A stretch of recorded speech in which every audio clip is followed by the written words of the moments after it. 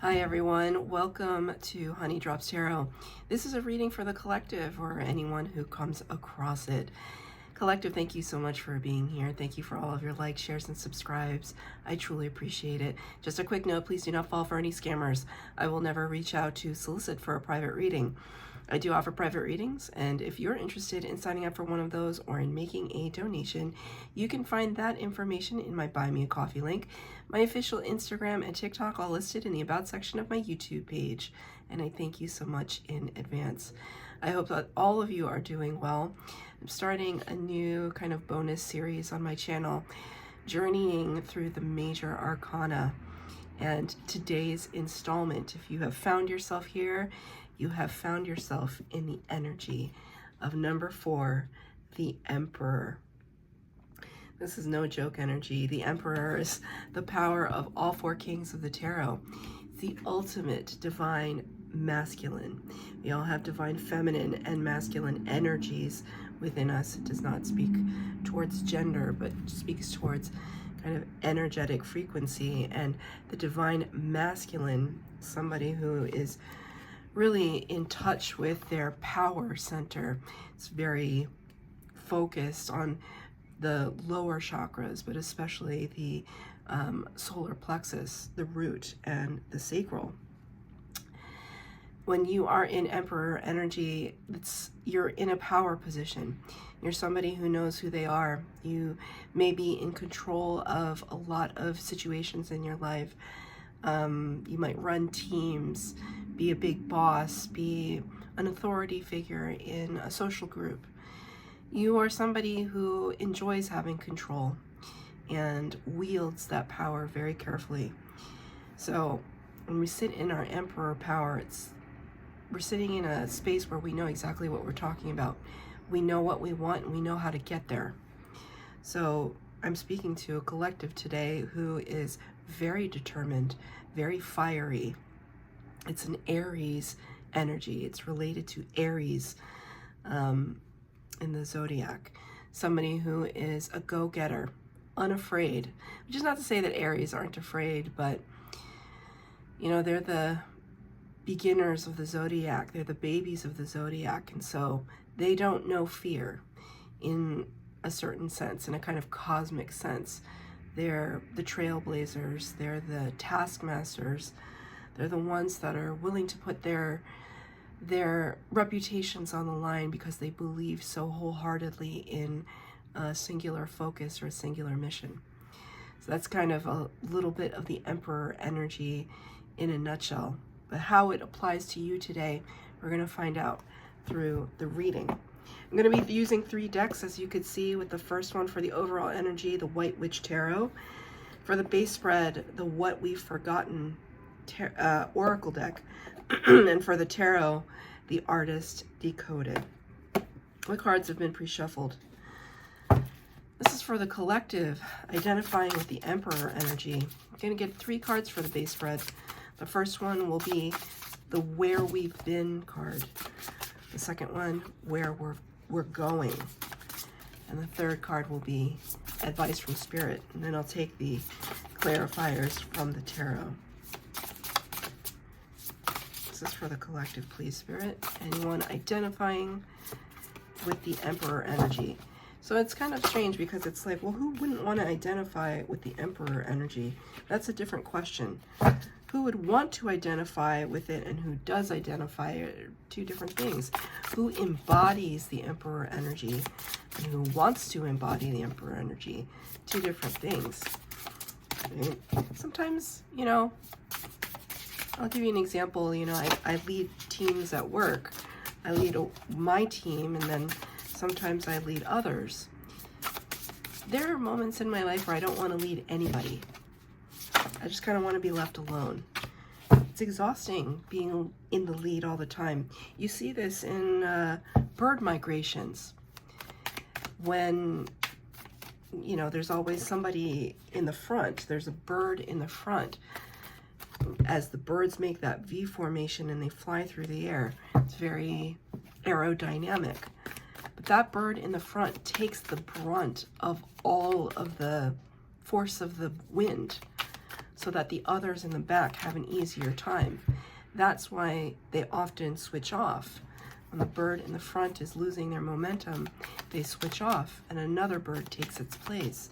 So yes, while a lot of us would want to be in the Emperor energy, in control, abundant, powerful, sometimes it can be exhausting.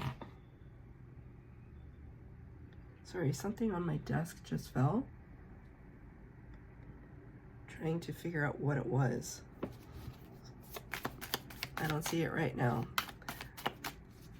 It was just strange. It caused me to pause for a moment because it caught me off guard. So there could be something where you are feeling like, maybe being the one in control and being the one in charge was not what you signed up for. The reluctant leader is what Spirit just said. And I've said that several times in my own life, that there have been many times when I've been the reluctant leader. Can't somebody else do it? Right? So I think I'm speaking to some emperors out there that maybe this wasn't what you signed up for, but they're the cards that have been dealt. It was what you were handed. And I think, looking at the cards on the ground right now, you've done something very gracefully. You've taken the mantle very gracefully. The card we start out with here, and the base spread is kind of, they're like portals, right, of where we've been. Number 25, which reduces to a 7, relating to the Chariot card of the Major Arcana, Cancer energy. If you're here as a Cancer, you showed up in your own reading. The card is Transfiguration. So where have we come from? Where have we been? Been in a process of alchemization, of turning something from one state of being into another state. And not just turning it into something, but also there's this up-leveling energy that you've, as perhaps a reluctant leader, you've taken on some kind of group or task or responsibility that may have been daunting, and you've turned it into something magical, something that works for you, something that is prosperous, right? Transfiguration, it's not an easy energy. It's something that requires a lot of insight and experience, right? We let's say, I'm seeing a very specific scenario. So before the career that I have now, I used to work in retail. I started in retail. Like, I went to school, and then I had so much education and very little work experience. Sorry for the interruption. And so, I needed to get a job, and working retail taught me a lot about myself and a lot about my work ethic. And I remember at my first retail job, my boss at the time, we had lunch one day, and she told me that she loved to go into stores and that were kind of struggling, and it was always her mission to turn it around. Like, she loved turning it around, turning the situation around, hiring the right people, letting go of the wrong ones. It was kind of a thrill for her. And I said, "Are you crazy?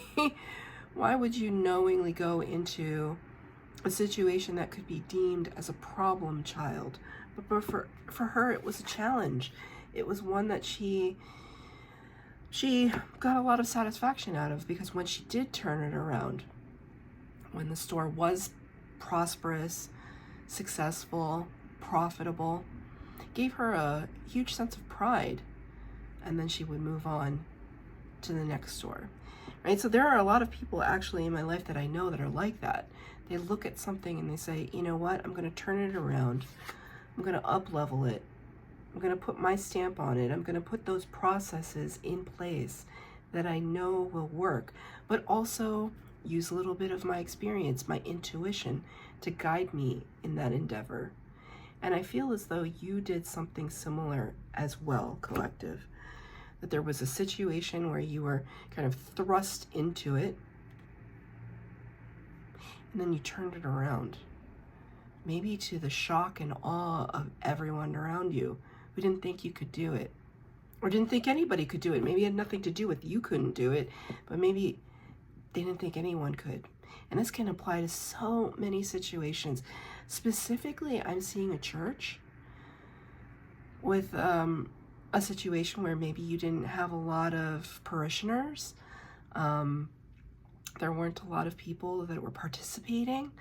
There wasn't a lot of money or resources to fund the church. And somehow somebody turned something around and then made it a beautiful place of worship. That's a very specific example. Spirit's drawing me my attention to the cover card, the Emperor, in the White Witch Tarot deck. This is a very kind of surreal deck. We can see here this, if we look from this part up, it's very much a hawk or an eagle beak. There's a flame here that seems very relevant. Reminds me of the flame you see in Thai designs of, Buddhas in the East. They look all different depending on what culture you're from. And in Thailand, the Buddhas have beautiful flames, and that's what it reminds me of. So you could be Buddhist, you could be from Thailand. Over here, I see the wing, perhaps from this bird or perhaps from an archangel. So Spirit wants me to kind of hearken on those three in particular: the wing, the flame, and the beak. That flame rising up, all of them speak to air energy, which isn't what I would typically associate the Emperor with, but it is clarified here by the King of Swords, the ultimate air energy. Gemini represented here. Gemini, if you are here, you showed up in your own reading. The King of Swords is very much like the Emperor in that they're an authority figure. They work with facts and numbers and objectivity, rationality, discernment, truth, the truthiest. They're very good communicators, associated with Mercury, which is the planet of communication. The King of Swords is no nonsense. If you're ever in King of Swords energy, or you meet somebody in King of Swords energy, they speak almost without filter. They speak truth. They don't sugarcoat anything. But they do it in order to show respect. That's what I see here. At least King of Swords who have balanced yin and yang energy, who have balanced divine feminine and divine masculine energy. Well, this is very divine masculine. That feels important to say that, because, thank you, Spirit, there could be some situations where you dealt with authority figures who had no bedside manner, is how Spirit put it. Thank you, Spirit. There's a lot of honking happening right now, a lot of chaotic energy outside, right? King of Swords tries to abate that chaotic energy, bring order to the chaos. So the King of Swords is kind of telling me that in this process of alchemization, transfiguration, where you are changing something from one state of being to another state, you're doing it with a lot of rationality. Like, there's less impulse and less feeling. It's more crown chakra than it is heart chakra. So if this was a scenario where you came into, let's say you inherited a business, a family business, and your parents ran the business one way, you are going to run it a completely different way. You know, maybe they're the kind of people who gave a lot away for free to the local neighbors because they were kind and generous, but they lost a lot of money that way because they gave away too much for free. And then you come in here as your King of Swords / Emperor energy, and you say, you know what? I understand that. There's a time and place for generosity, but we got to get back to basics. We got to look at the books and see where we're hemorrhaging money, hemorrhaging resources. We got to get things under control.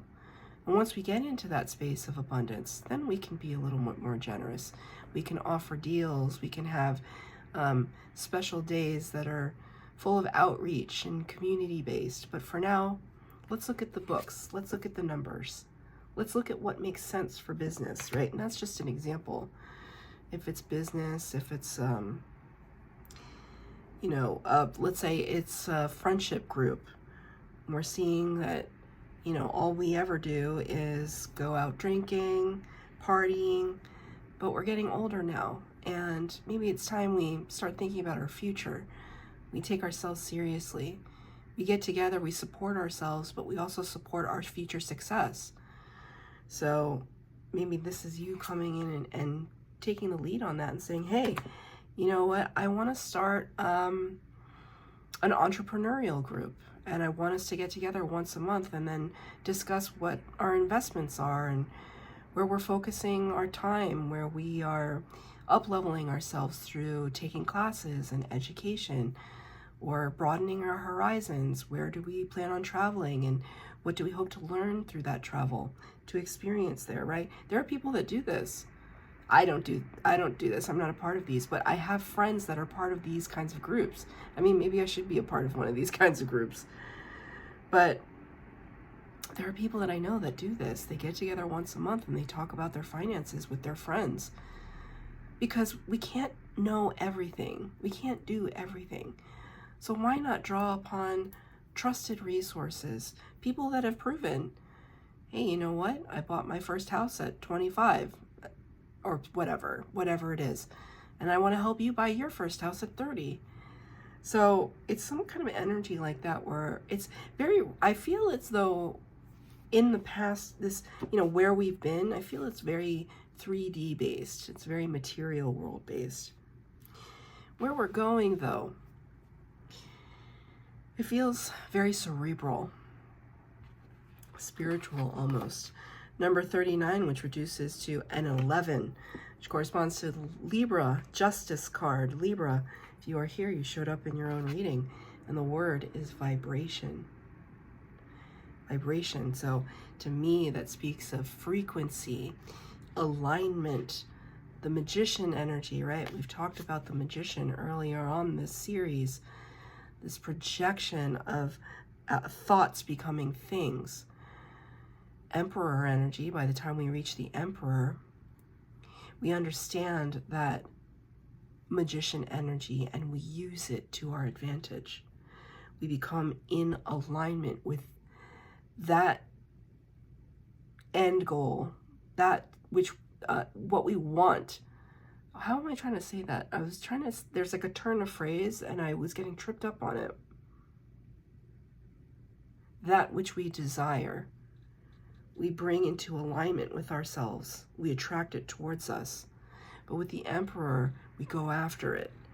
It's almost like I see Spirit showing me this freeway or a highway.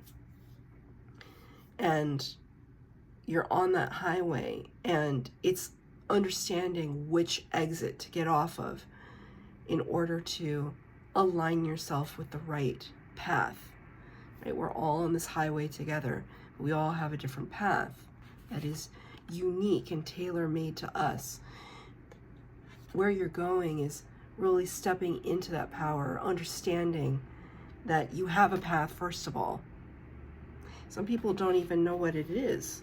I have a feeling you are understanding now what your path is. And you're taking steps towards it. That's what the Emperor does. moves towards the manifestation. The Empress allows it to come to her. The Emperor goes towards it. And it's clarified so beautifully here by the Page of Swords. Page of Swords is curiosity, right? Stretching our mental acuity, asking bigger questions. But it's very beginner's mind, right? So there could be something new that you are looking forward to. You might not have all the answers, Emperor, but you can find those answers because you're resourceful, right? It's just like the outsourcing, right? I can't know everything, but I'm certainly smart enough to know how I can hire somebody, or I can reach out to somebody who does know the answers. So I feel in your, future, where we're headed, which is what this column is, where we're headed, these two cards. We're headed towards a place and space of curiosity.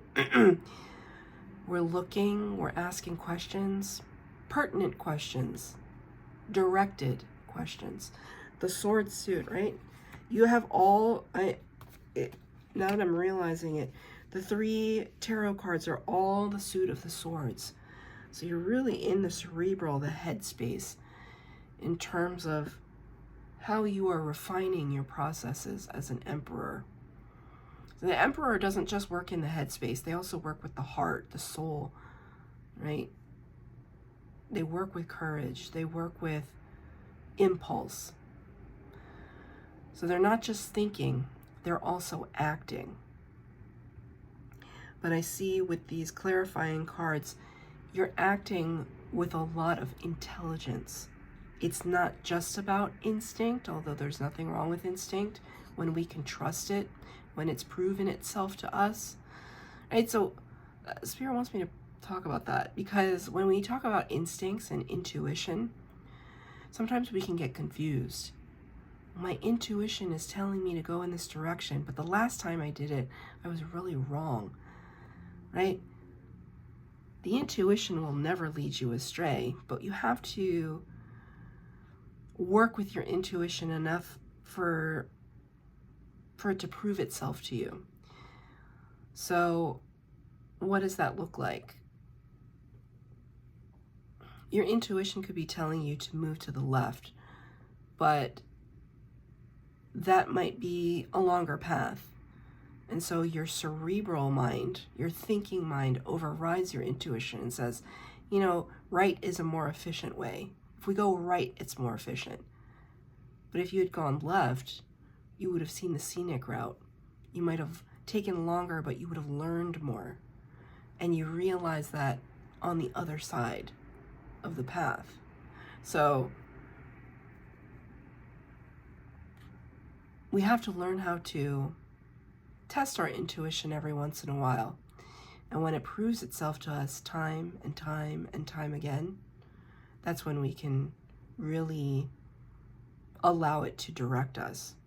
Right now, I feel as though you're not quite there yet. You're not quite at that place where you trust your intuition fully.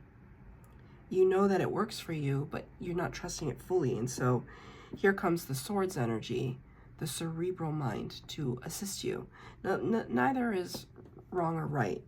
This is just talking about how we work with our internal compass. And I feel as though here you are interested in asking the external world for its input, as opposed to relying on the internal landscape to guide you. Again, nothing wrong with either of those. So advice from Spirit, though, a little bit of injecting some of the heart. Don't forget the heart at the end of the day.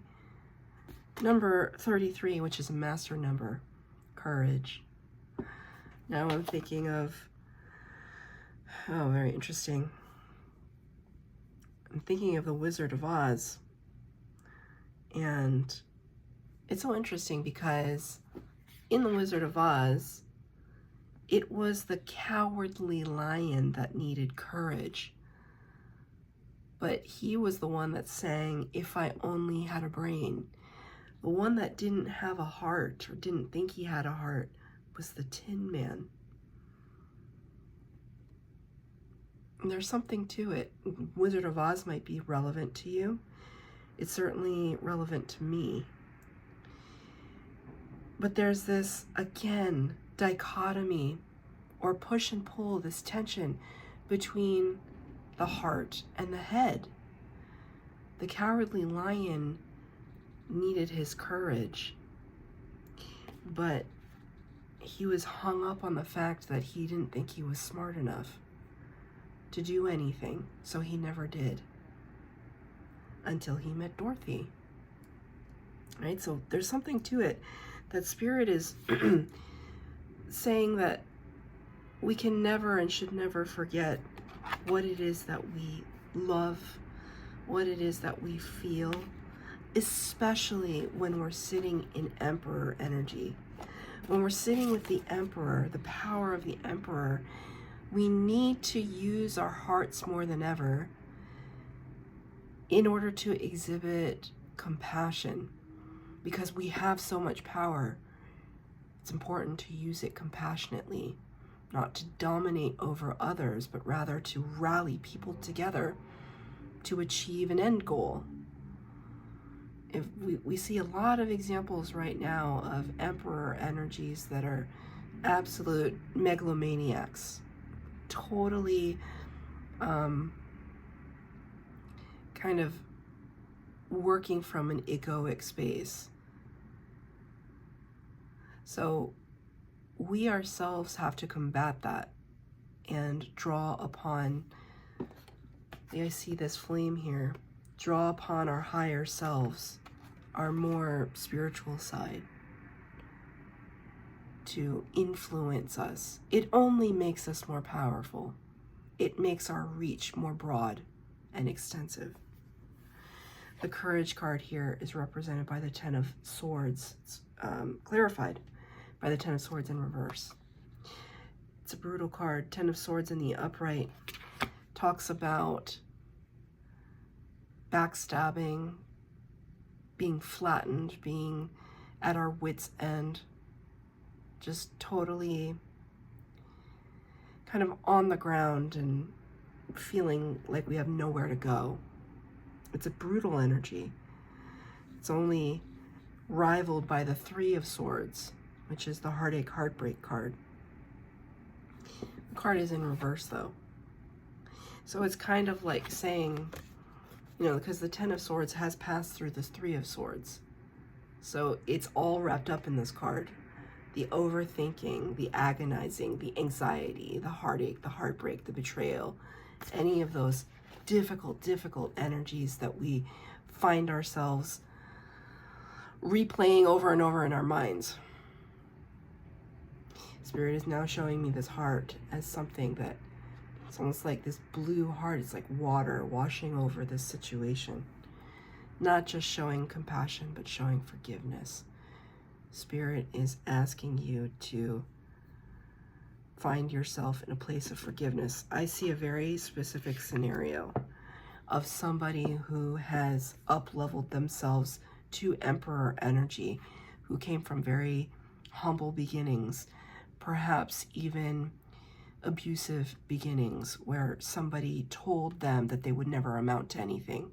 If this is resonating with you, you've proven to yourself that indeed you have amounted to something, and however you define that. But are you working so hard to prove yourself to others or prove yourself to yourself? There's somebody here that is holding on to a great burden, and you have to be careful because it can end up being a blockage to your alignment. If you're holding on to a grudge, or you're holding on to a narrative that somebody told you about yourself. You know, I'm seeing a very silly example of this, which is from the movie Just Friends with Ryan Reynolds early in his career. In that movie, he is a very awkward teenager, and he has a big snafu a party with the girl that he likes, and he leaves the party, and it's kind of a, you know, I'll show you, I'll show all of you. Fast forward to the future, he's this big record executive, you know, probably making millions, very handsome, attractive, etc. And he wants to leave his hometown behind, but he finds himself back there with his family and his old friends, and he reverts back to that awkward state when he was that awkward but authentic kid. It's almost as if the awkward kid was his more authentic self, and the slick record executive was a facade. But in an effort to prove himself to other people, prove his worthiness, he actually undermined himself. And that is the example that I'm seeing here. The Spirit is cautioning you. Try not to stray too far away from the authentic piece of yourself. So that's your reading, Emperors. People, thank you, Spirit. People aligning with the Emperor energy. Congratulations, because it shows me that you have up-leveled, you have worked through a lot of hardship. Continue to do that with compassion. If this reading resonated with you, please like, share, subscribe, comment down below. Please hit the bell notification to be updated as to when I post new readings. Stay tuned for the next installment in the journey through the major arcana with the Hierophant.